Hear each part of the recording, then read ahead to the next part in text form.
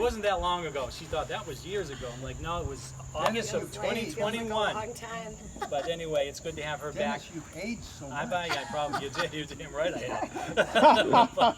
But anyway, it's great to have her here today. And I have, as I have said on Zoom, I think it was a meeting on Zoom, as the Democratic nominee for the state rep seat in this district, I am supporting her question to audit the ballot. Audit the ballot. Audit the ballot too. We know it. That one too. To audit the legislature. Even if I'm up there, it's like, hey, I'm clean, right? Hurry up and audit it. I got nothing to hide. But anyway, thank you for coming. Thank you so much. The Auditor, I really Diana appreciate DiZoglio. it. Thank you. Thanks, Madam Chair, and thank you to our host, Dennis. Thank you so much, and thank you for your support. It means a lot. Support is sparse up on Beacon Hill these days.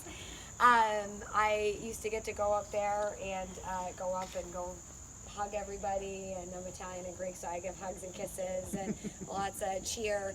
And now when I walk in, you see just people kind of sort of scatter really quickly. So it's always nice to get a warm welcome, and I appreciate that.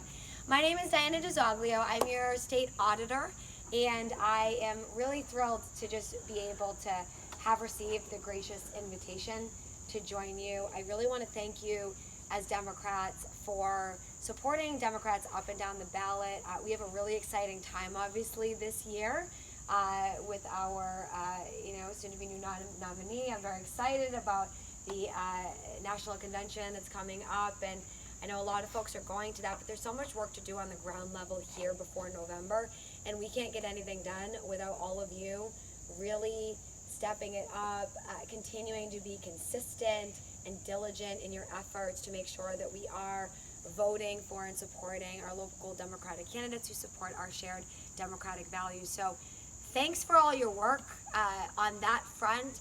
If you're investing in certain races, for example, more than others, do that. Pick something that you're passionate about that supports our shared values and stay involved. And I know you are doing that, obviously. So thank you for that. I am here today. I'm not on the ballot this year. Not on the ballot this year. But I have been campaigning statewide for a very long time now, actually for 4 Democratic conventions. I've actually been campaigning statewide, and it was 2 Democratic state conventions that I was campaigning for state auditor, and then I spent the last 2 campaigning for this ballot question to audit the state legislature. For those who know all about this, sorry if we're going to be repetitive, but we've got to let people know what's going on. For those who don't know, we have one of the least transparent state legislatures in the entire nation, not subject to public records laws, not subject to open meeting laws. And we saw recently during this legislative session what I saw for the 10 years that I was serving in the state legislature, when I was a state rep and when I was a state senator. What we saw was a tremendous lack of transparency and accountability. We saw a lot of things left on the table that didn't get done, votes taken in the middle of the night, things not being discussed with residents of the Commonwealth, and a lot of things left on the table due to a failure in what's supposed to be the democratic process, but seems to be anything but democratic in nature. And what our audits do in the Office of State Auditor is they actually look at different state entities. All state entities of the Commonwealth are subject to audits, and all state entities have complied with our office when we've sought to do an audit. Our audits actually look at process, procedures, performance, programs that might need some efficiency improvements, and of course tax dollars as well and spending. What we are trying to do right now is audit the state legislature based on a campaign promise that I made to all of you. A campaign promise that was made, I might add, because this is what many of you were asking me to do when I was campaigning. And many of you asked for me to commit to doing this in order to earn your support when I was campaigning for state auditor. We are trying to audit the state legislature based on those campaign promises and those commitments, but our state legislature is unfortunately the only state entity that is refusing to cooperate with an audit of our tax dollars and processes and procedures. Our perspective on this is if there's nothing to hide, why not just participate in this audit? Audits are there to help, they're not there to hurt. And sometimes it can be challenging to accept the results of an audit. We totally understand that. We try to work with agencies and entities on, explaining to them that we may find some challenges, but as long as you operate in a spirit of cooperation with us, we will move forward, we'll make recommendations for improvements. And we're there to help our state entities get better so that they operate more efficiently and effectively for all of us as residents of the Commonwealth that these entities are meant to serve. We shine a light in the dark areas where there can be improvements made. You can't fix a problem if you don't know that the problem exists. You also can't fix a problem if you don't know the details as to how that problem may have come into existence, or anything regarding the processes and procedures that allow for the continual breakdown regarding that issue. Our audits go into different state agencies, like the MBTA, which was a recent audit that I was so proud of our team, our audit team, and the Office of State Auditor for conducting. We recently released an audit of the MBTA, which, as we know, has had significant challenges. Now, this wasn't able to be a comprehensive audit of the whole MBTA. Our office is not resourced to be able to conduct an entire audit of the whole MBTA, but we were able to look at specific issues that were raised to our office and recommend areas for improvement, particularly regarding safety, which we know we've had trains catching on fire, derailments, ceiling tiles falling.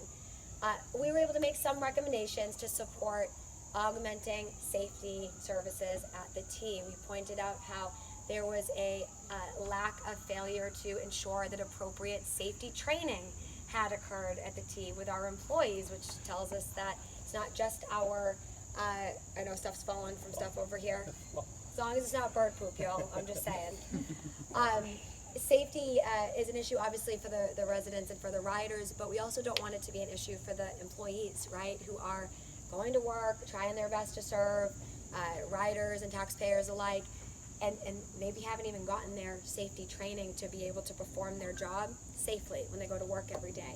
So we were able to point out some inefficiencies, make some recommendations and ways to improve the MBTA, and it was to make government work better, to help the T to work better, to identify areas where there are shortcomings and say, here are some ways that we can focus on improvements. Again, we do this for all state entities, where we go in, we work with the entity, they let us know what their challenges are, we uncover sometimes what some of their challenges are, we make recommendations, and then we work together to fix those issues. It's deeply, deeply concerning that the state legislature is refusing to participate in this simple transparency and accountability process that is a matter of routine in other states, where I've actually spoken to folks, including a neighboring state auditor who I've become friendly with through the last couple of years now, who said, Diana, we do audits of the state legislature so often as a matter of routine that the press barely even covers the audits that we do, because they're just so routine. You go in, you identify some issues, you work together, and then the issues are remedied. If there was non-compliance on a couple of things, if training wasn't occurring, or whatever it might be, we just expect that somebody would view that as a benefit and not as something harmful to them. But nonetheless, we do have a handful of very powerful people. It's not every legislator, but it is the folks who happen to be in charge who are stopping this audit from occurring. They are claiming that they believe they are above the law and that they make their own rules, so therefore they are not allowed to have any oversight provided from outside of the legislature. That's obviously problematic. We do live in what, again, is supposed to be a democratic style of government where there are checks and balances. The legislature provides oversight hearings for the executive branch with their post-audit and oversight committee, where they actually are able to require the executive branch agencies to come in to their hearings, and they're a check on what happens in these agencies from the legislative body. But what they're essentially saying is, an audit for thee, but not for me. And that's not something that I believe is part of our shared value system as Democrats. I believe that we as Democrats care about checks and balances, we care about transparency and accountability, we care about equity, we care about accessibility for the taxpayers, we care that folks have a seat at the table who all too often we're seeing have been feeling disenfranchised or disenchanted with the inaction from state government right now and the lack of their ability to participate in helping to make meaningful progress. And I just view this as one additional way that we can help our legislature. I oftentimes hear from folks, they'll make a joke, and I get it, but they'll say, go get them.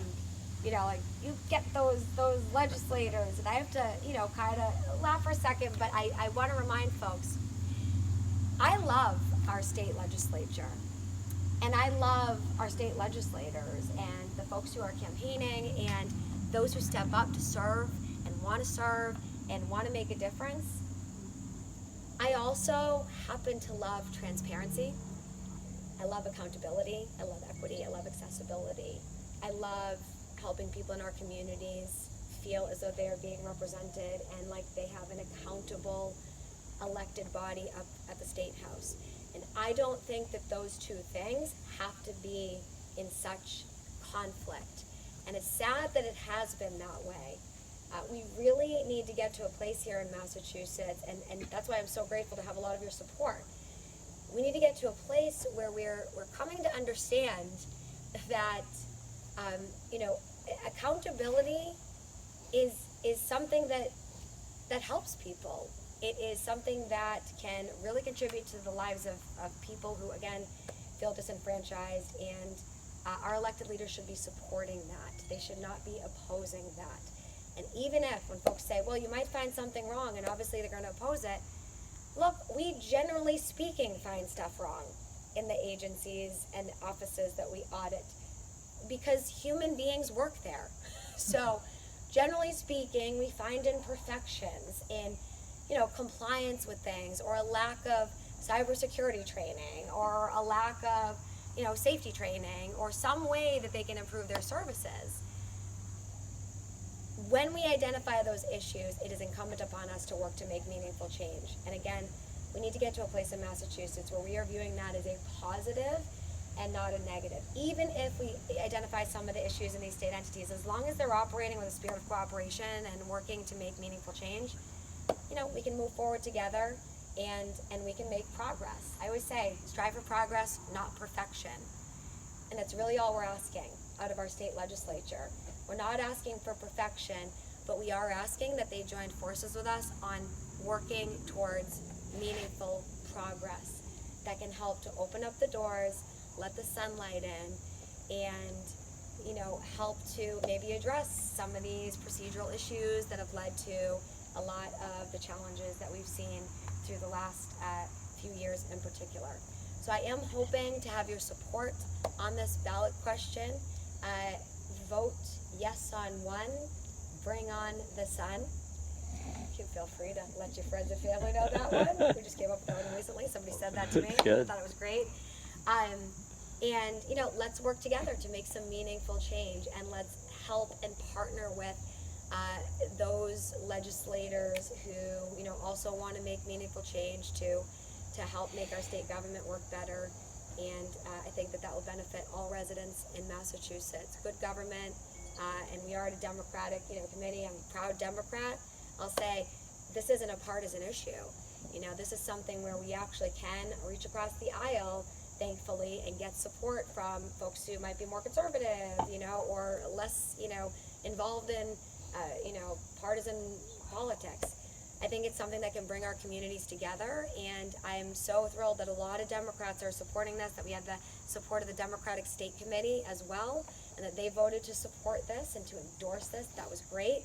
And I think that as we're talking about, issues moving into the primaries and then into the general election especially, I think talking about this issue is something that can help even us as Democrats really let folks know across Massachusetts, hey, we care, we see some of the dysfunction, we're not disagreeing with you. And we see some of this dysfunction, and yes, we as Democrats are leading on this, and we are working to make change on this, even within our own party right now. It is important to us, not just for Democrats, it's important to us for all families in Massachusetts who need a voice in our communities. So I just want to say again, thanks again. Feel free to call, email with any questions, comments, concerns, just to say hi. We love you very much. And again, I'm asking for your support on question 1. And we'll keep in touch like through the coming weeks to let everyone know how they can be helpful. But get through the primaries first, and then we'll circle back around. Thank you so much.